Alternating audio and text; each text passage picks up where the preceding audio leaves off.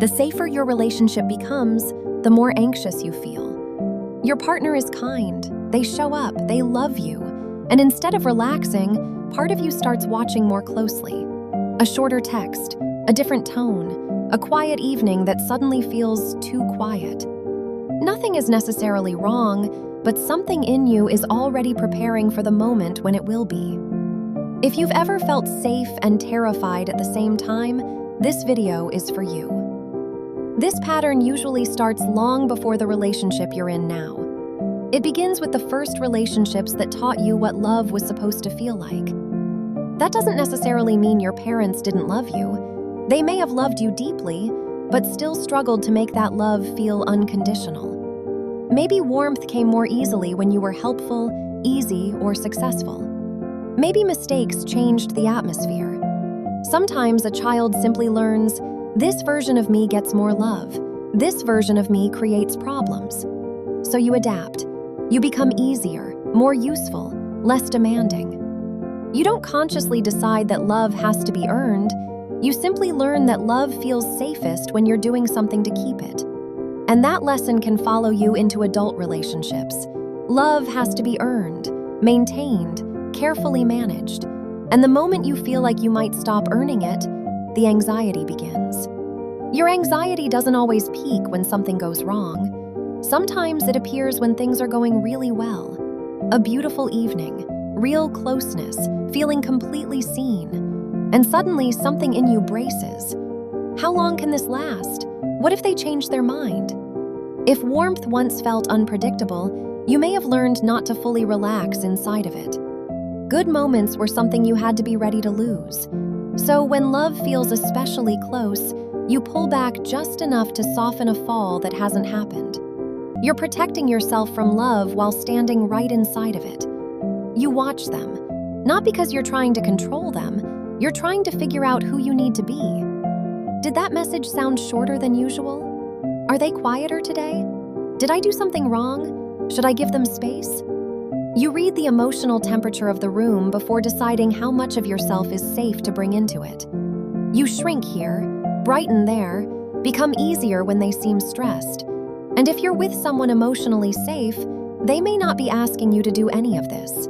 You may still be living by an old rule. If someone is unhappy, fix it before they stop loving you. So instead of simply being in the relationship, you're constantly adjusting yourself. Someone loves you consistently. Their words match their actions, and part of you is still waiting for the catch. If love once felt conditional, your mind learned to search for the terms. What do they really want? When will this change? What happens when they know the real me? So even when someone's behavior has earned your trust, steady love can feel suspicious. Because instability is familiar, consistency isn't. When everything feels calm and predictable, part of you may not feel relieved. It feels uneasy. So you start looking for proof. You pull back to see if they'll come closer. You become colder and watch whether they notice. You don't say what you need because part of you wants to know whether they'll figure it out themselves. You're not trying to create drama, you're trying to produce evidence. Evidence that they'll notice, that they'll come back, that they'll stay. If love once involved constant work, love without struggle can feel unreal. But the more you test it, the harder it becomes to receive the security that's already there. Here's what all of this comes down to. You didn't grow up learning only that you were loved. You may have grown up learning that you were lovable. When you were good, easy, helpful, successful, when you didn't need too much.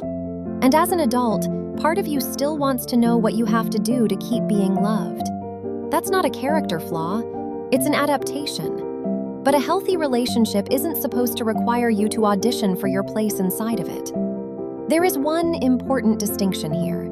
Not every anxious feeling is an old wound. Sometimes something is actually wrong. So don't ask only, why am I so anxious? Also ask, what is actually happening? Is your fear appearing despite a consistent pattern of care, respect, and reliability?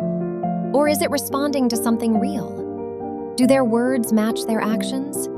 Can you express a need without being punished or ignored?